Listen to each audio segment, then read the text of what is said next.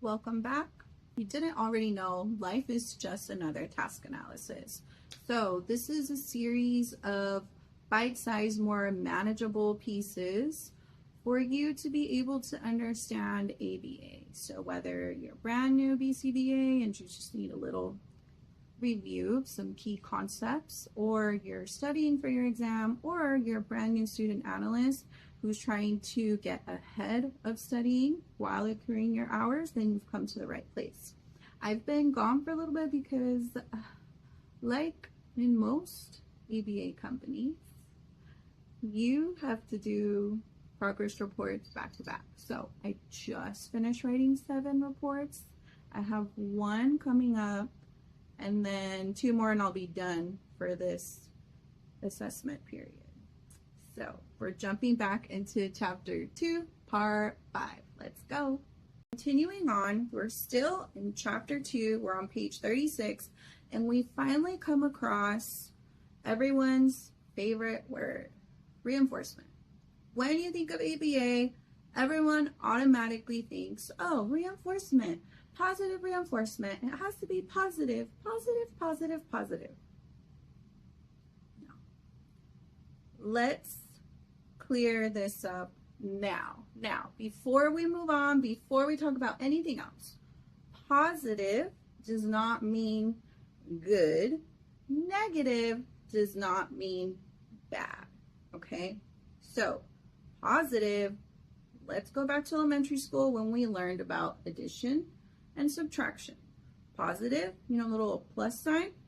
Positive is when you add something, and negative, that minus sign, is when you remove something.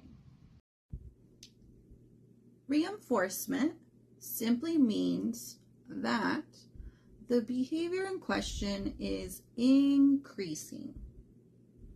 It's not good, it's not bad either, okay? Because we're going to come to punishment in a little bit, so just keep that in mind.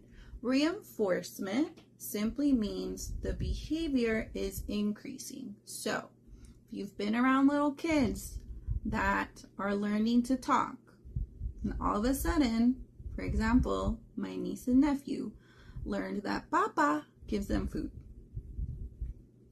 So sometimes I'd be like, oh my gosh, like 30, 60 mans an hour is probably too much, like to be doing in clinic. Here comes my 1-year-old nephew, Papa, Papa, Papa, Papa, Papa, 60 times in 30 seconds.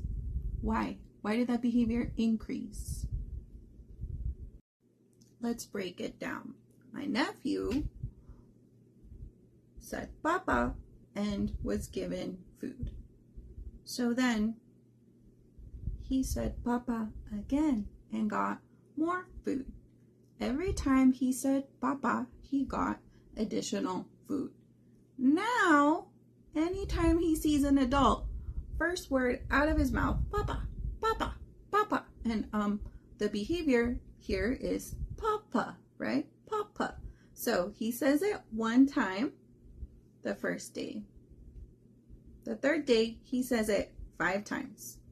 The 10th day, he says it 20 times, and so on and so forth. So that behavior from 1 to 5 to 20 is increasing.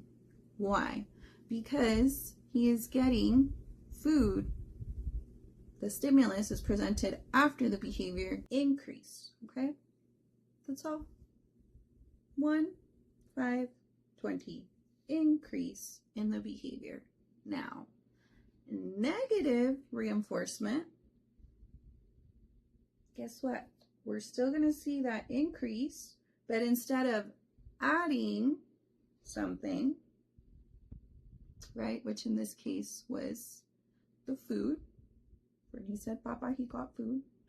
Instead of adding something, we're going to subtract or remove something.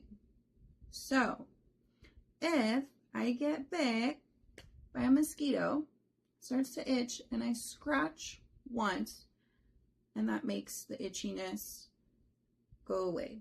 So I scratched once, and then 5 minutes later, it's itchy again. So now I'm going to scratch 1, 2, 3 times.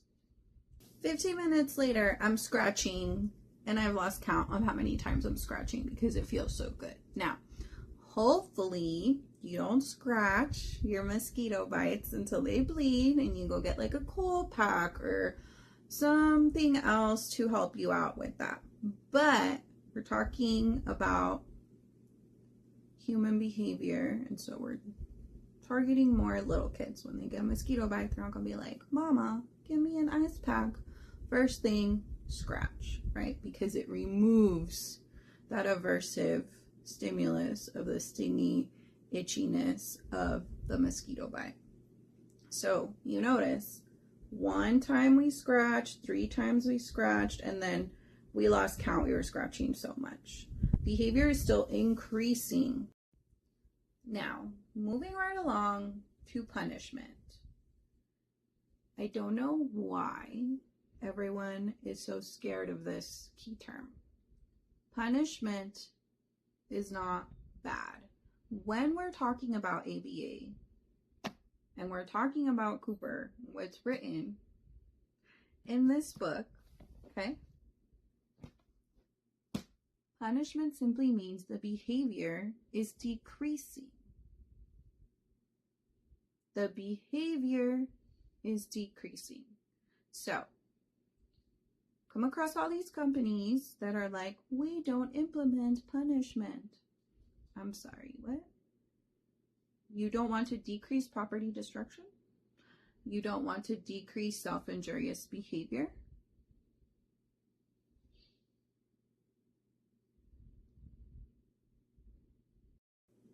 So, just like reinforcement, positive punishment means we're adding for the behavior to decrease.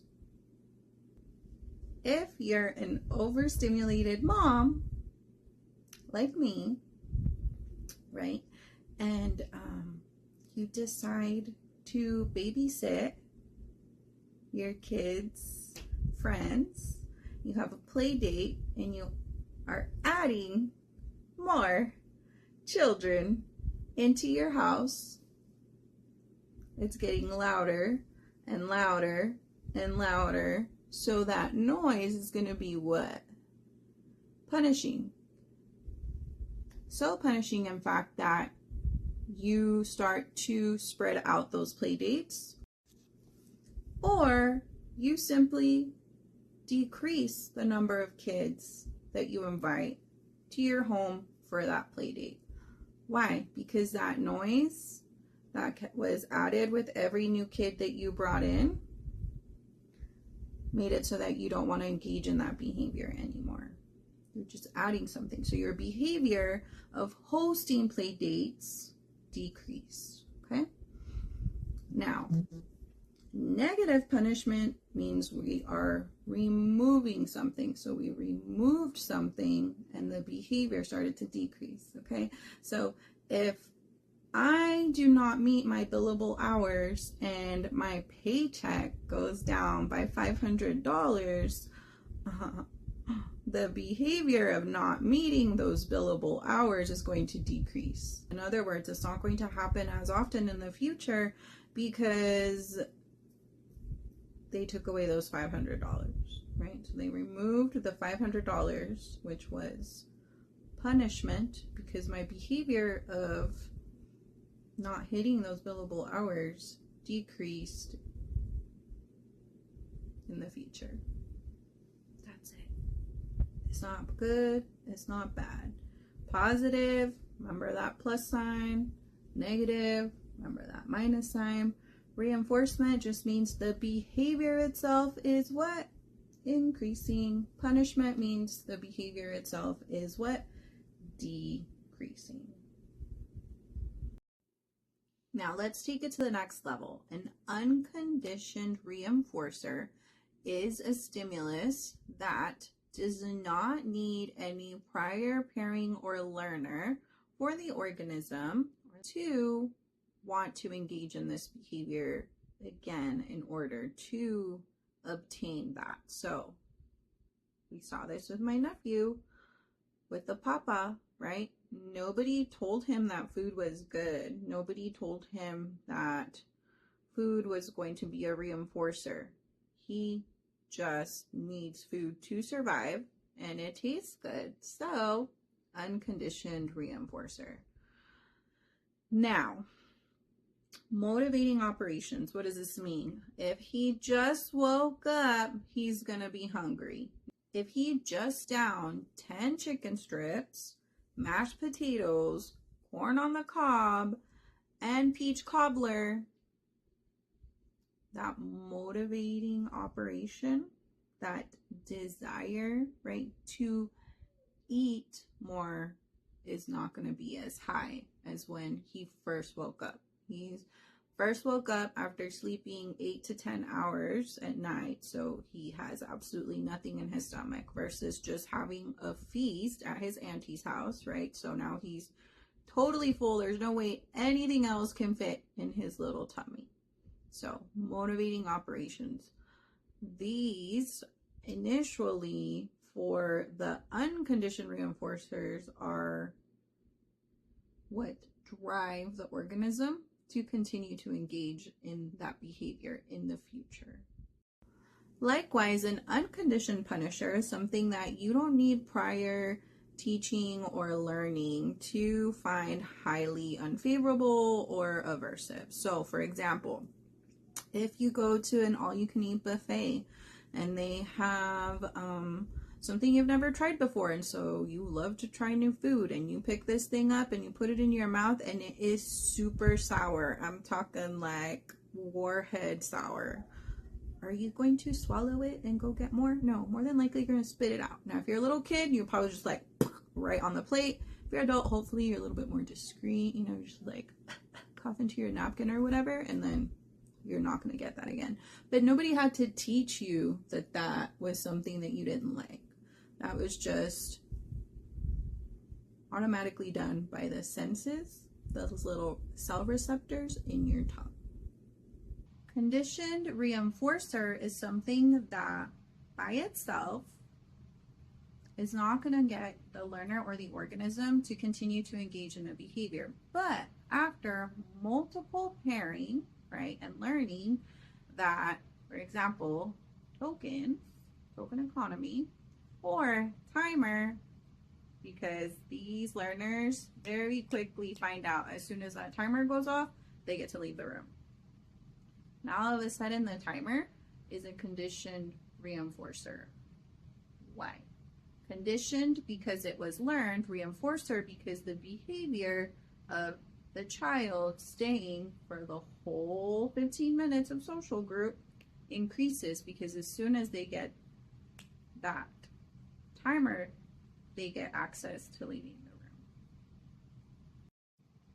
Conditioned punisher is just something that decreases the behavior. So, everyday example, in the classroom, let's say it's the first week of school, you're so excited, you raise your hand, you say something, and instead of getting verbal praise, which is what you thought was going to happen, the teacher makes fun of your response because it's not the response she was looking for, and everybody laughs. And so in the future, the behavior of you raising your hand to participate in class decreases. There you have it. Another bite-sized video to help you on your journey of making ABA your bestie. Hope you enjoyed this video. I will be back next week now that I'm done writing all my treatment plans. And we will be wrapping up chapter 2. I think there's like 4 more pages left. And then, of course, I'm going to make one big video with all of the small parts of chapter 2, and we'll get started with chapter 3. So, enjoy your weekend. See you later.